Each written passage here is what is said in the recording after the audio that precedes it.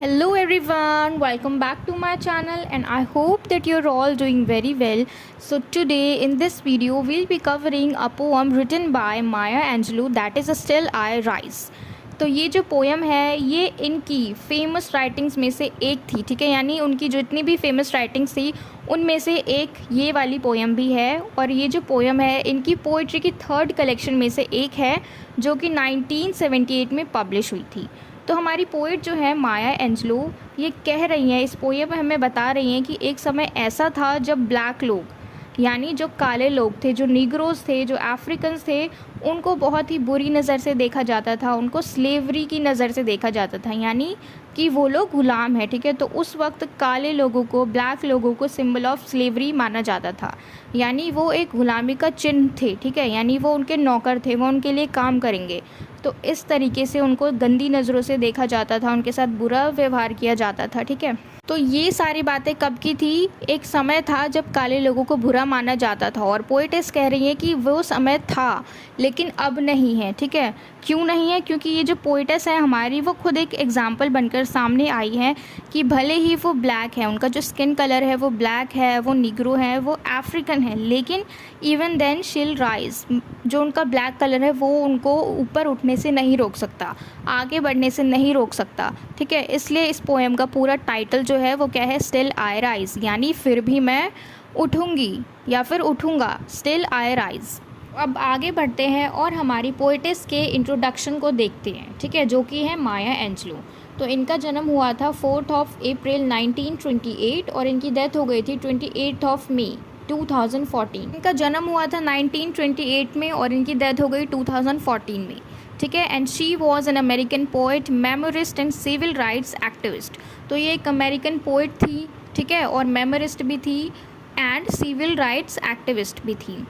And she was awarded 3 Grammys for her spoken word albums, यानी इनको 3 बार ग्रामी award मिल चुका है। अब ग्रामी अवार्ड क्या होता है?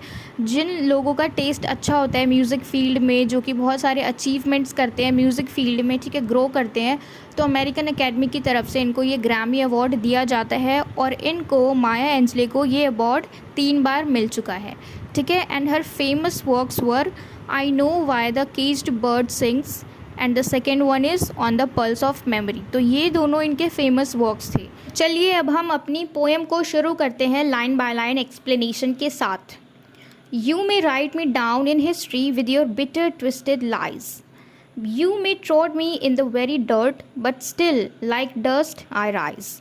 तो ऊपर की जो 2 लाइन है कि you may right me down in history with your bitter twisted lies, इसका मतलब है पोएट कहना चाह रही हैं कि तुम जो हो, अगर तुम चाहो तो मेरे बारे में हिस्ट्री में तुम कुछ भी लिख सकते हो, कुछ भी झूठ लिख सकते हो, मुझे बुरा ठहराने के लिए कुछ भी झूठ बोल सकते हो, ठीक है। बिटर ट्विस्टेड लाइज यानी बातों को तोड़ मरोड़ के, घुमा फिरा के इनके बारे में नेगेटिव पॉइंट्स लिखना हिस्ट्री में।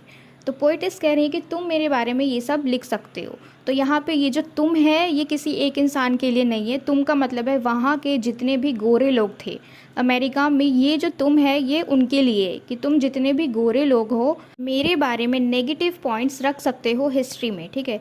क्योंकि जितने भी गोरे लोग हैं वो बहुत ही ज़्यादा पावरफुल है और यहाँ पे पोएटेस कह रही है कि तुम कर सकते हो, तुम्हें जो भी करना है, तुम्हें जो भी झूठ बोलने हैं, ठीक है, वो सब तुम हिस्ट्री में लिख सकते हो। You may trod me in the very dirt but still like dust I'll rise, और तुम चाहो तो तुम मुझे मिट्टी में बहुत बुरी तरीके से कुचल सकते हो, इतनी पावर रखते हो तुम, तो तुम मुझे आराम से मिट्टी में कुचल सकते हो, लेकिन डस्ट की तरह, धूल की तरह आइल राइज, कि मैं उठूँगी, ऊपर उठूँगी, ठीक है। और यहाँ पे जो आइल राइज का मतलब है, आइल का मतलब सिर्फ वो खुद की बात नहीं करें, जितने भी ब्लैक कम्युनिटी है, जितने भी ब्लैक लोग हैं उनके लिए आई का यूज़ किया गया है, ठीक है। और यू का यूज़ जितने भी गोरे लोग हैं उनके लिए किया गया है। तो फिर वो कहती है, does my सैसीनेस upset you, Y are you beset with gloom, कि क्या तुम्हें जो मेरी सैसीनेस है, जो मेरी बोल्डनेस है, उससे तुम्हें कोई दिक्कत है, तुम उससे दुखी हो, मेरी सैसीनेस से, बोल्डनेस से क्या तुम दुखी हो।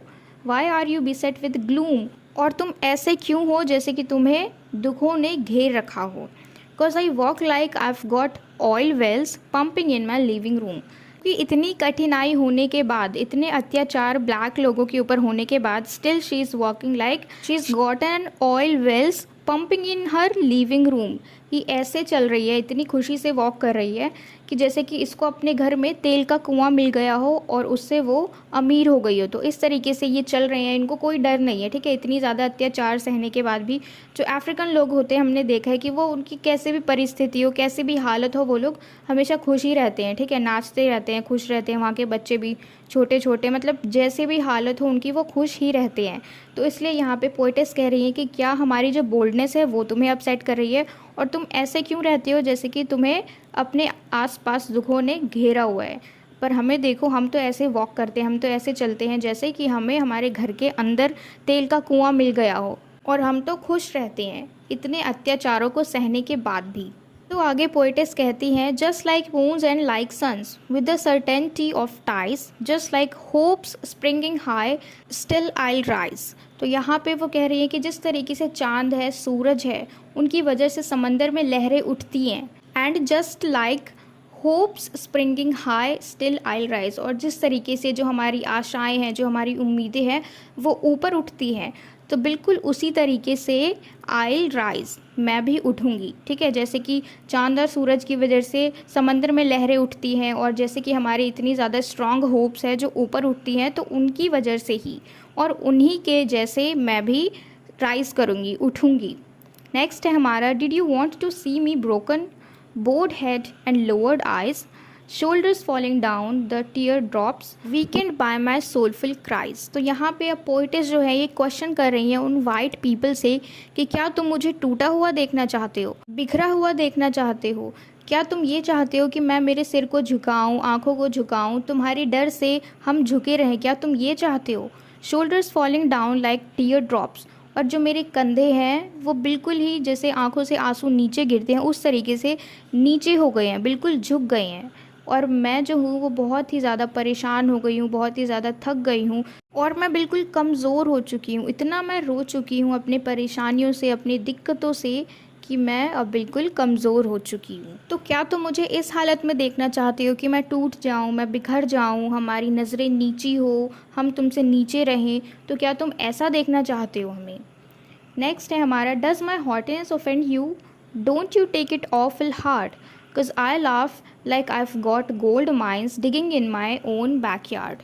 तो यहाँ पे पोइटेस फिर से क्वेश्चन कर रही है कि क्या जो मेरा हॉटीनेस है, क्या जो मेरा अभिमान है, जो मेरी प्राइड है, वो तुम्हें ऑफेंड कर रही है, चिंतित कर रही है, तो don't you take it awful hard, तो चिंता मत करो, इसके लिए चिंता मत करो, ठीक है। Because I laugh like I have got gold mines, क्योंकि मैं तो ऐसे हंसती हूँ जैसे मुझे मेरे घर के बैकयार्ड में, बैक गार्डन में कोई गोल्ड मिल गया हो, ठीक है। जैसे गोल्ड माइंस मिल गए हों, सोने के खदान मिल गए हों, बहुत सारा खजाना मिल गया हो, और मैं उन्हें बेच के रिच हो चुकी हूँ, अमीर हो चुकी हूँ। तो तुम हमारे हॉटीनेस को देख के इतने ज़्यादा ऑफेंड क्यों होते हो, हमारे अभिमान को देख के क्यों ऑफेंड हो रहे हो, उसकी कोई ज़रूरत नहीं है। यहाँ पे जो पोएटेस है उनका कहने का मतलब है कि इनके पास कुछ नहीं है, पर फिर भी वो ऐसे हंसते हैं, ऐसे खुश रहते हैं जैसे उनके पास कितनी ज़्यादा खुशी हो, कितनी ज़्यादा धन संपत्ति हो, पर है ऐसा कुछ, रियलिटी ये नहीं है, ठीक है। अभी भी वो लोग स्लेव हैं उनके अंडर, पर फिर भी ये लोग खुश हैं, और इनको ऐसा खुश देख के जो वाइट पीपल हैं वो लोग एग्री नहीं कर रहे हैं, उनको गुस्सा आ रहा है उनके ऐसे रिएक्शन पे कि इतना ज़्यादा अत्याचार हो रहा है, और रोने के बजाय ये लोग इतने हैप्पी हैं, इतने खुश हैं। तो इसलिए यहाँ पे जो पोएटेस है वो पूछ रही हैं कि क्या हमारी जो अभिमान है, हमारा जो प्राइड है, उससे तुम ऑफेंड हो। तो इसमें दुखी होने की ऐसी कोई बात नहीं है, ठीक है। आगे वह बोलती हैं, you may shoot me with your words, you may cut me with your eyes, you may kill me with your हेटफुलनेस, but still like air oil rise.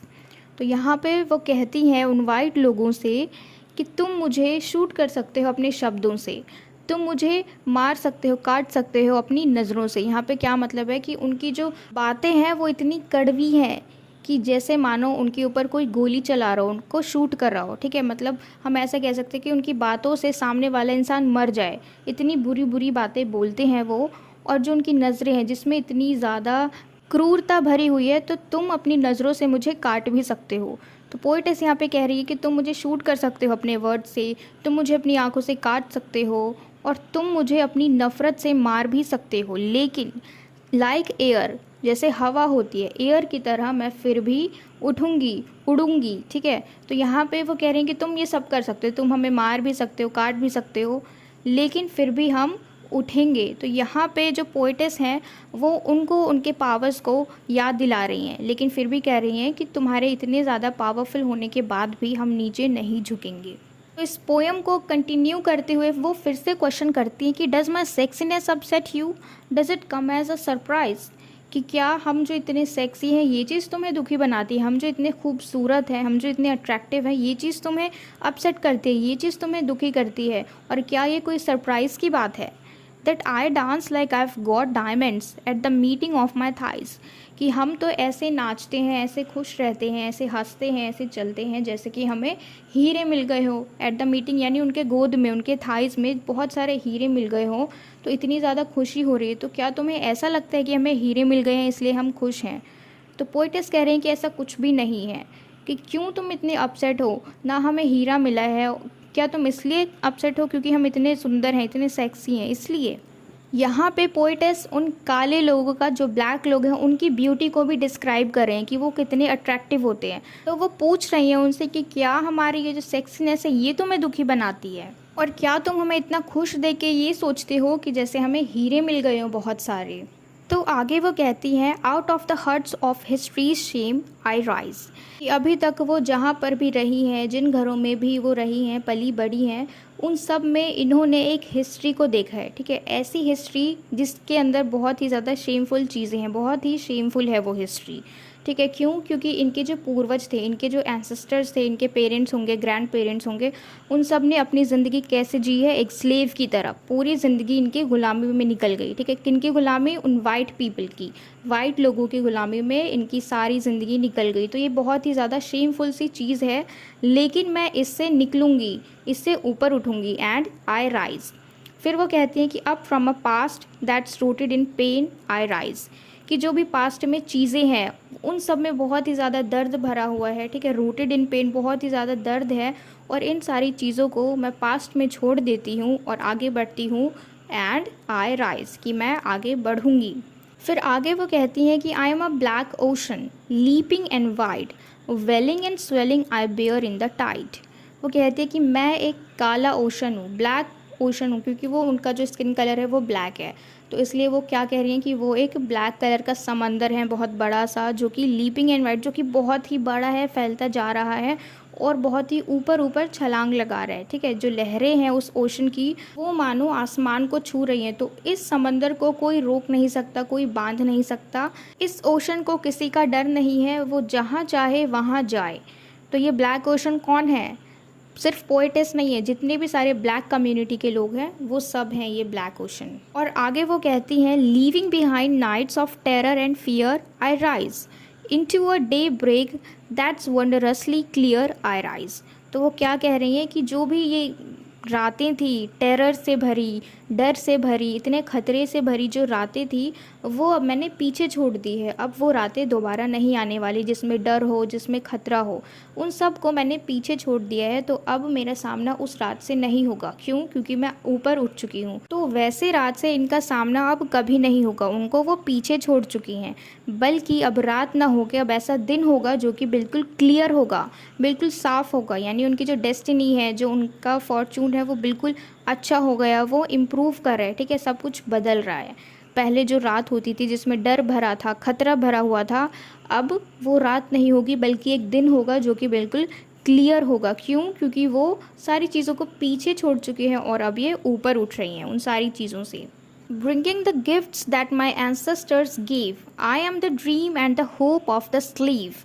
I rise, I rise, I rise. तो अब वो क्या कह रही हैं कि मैं जो भी गिफ्ट्स दिए हैं मेरे एंसेस्टर्स ने, मेरे पूर्वजों ने, उनको मैं वापस से ला रही हूँ। क्या गिफ्ट्स थे? जो भी उनके क्वालिटीज़ थे, जो भी उनके ग्रेस थे, उन सबको वो ला रही हैं एज अ गिफ्ट, ठीक है। जो भी उनकी क्वालिटीज़ थे, यानी उनका जो इतना सहने की शक्ति थी उनके अंदर, कैसे वो स्लेव का काम करते थे, तो वो सारी चीज़ें वो अपने अंदर ला रही हैं, लेकिन स्लेव नहीं बनेंगी, ठीक है। जो भी हमारे अंदर सहने की शक्ति होती है वो अपने अंदर रख रही हैं, लेकिन वो अब स्लेव नहीं बनेंगी। और वो क्या कह रही हैं कि I am the dream and the hope of the sleeve, और मैं ही उन सारे स्लेव्स की, जो भी ग़ुलाम थे, उनका सपना हूँ, उनकी एक उम्मीद हूँ कि वो उन सब को स्लेवरी के जाल से निकाल सके, उन सारे स्लेव्स को। And then she is saying I rise, I rise, I rise. तो उन सारे स्लेव्स का जो सपना हूँ मैं, उन सब की जो उम्मीदें हूँ, उन सब को मैं पूरा कर सकूँ, इसलिए आई rise, I rise, I rise, यानी मैं उठती हूँ, मैं उठती हूँ, मैं उठती हूँ। यानी अब इनका पीछे जाने का बिल्कुल भी इरादा नहीं है, ठीक है। बहुत अच्छी तरीके से, डिटरमिन्ड तरीके से वो अपने दिमाग में तय कर चुकी हैं कि अब इनको वो सारी गलतियां नहीं करनी है जो कि पहले इनके एंसेस्टर्स ने कर दी है, जो कि पहले के ब्लैक्स ने कर दिए। क्या करके? स्लेव बन के। किनके? जो भी वाइट पीपल हैं उनके। तो यहाँ पे पोएटेस ने बहुत ही प्यार से, बिल्कुल ही जेंटल तरीके से जो भी ब्लैक पीपल थे उनको रियलाइज़ करवाया कि वो लोग कितने स्ट्रॉन्ग हैं, कितने खुश रह सकते हैं। और इसी के साथ उन्होंने वाइट पीपल को भी ये बता दिया कि वो लोग कितने ज़्यादा पावरफुल हैं, वो क्या क्या कर सकते हैं, वो चाहे तो उनको मार सकते हैं। लेकिन इतना पावर होने के बाद भी वो लोग अपसेट क्यों हैं? इसका रीज़न ये है कि इतना ज़्यादा अत्याचार सहने के बाद, स्लेव तक बन जाने के बाद, जो अफ्रीकन्स है, जो ब्लैक पीपल हैं, वो अपने प्राइड को अपने पास रखते हैं, वो खुश रहते हैं जैसे कि उनको सारी दुनिया मिल गई हो। लेकिन ऐसा कुछ भी नहीं है, इनके पास कुछ नहीं है, फिर भी ये खुश हैं।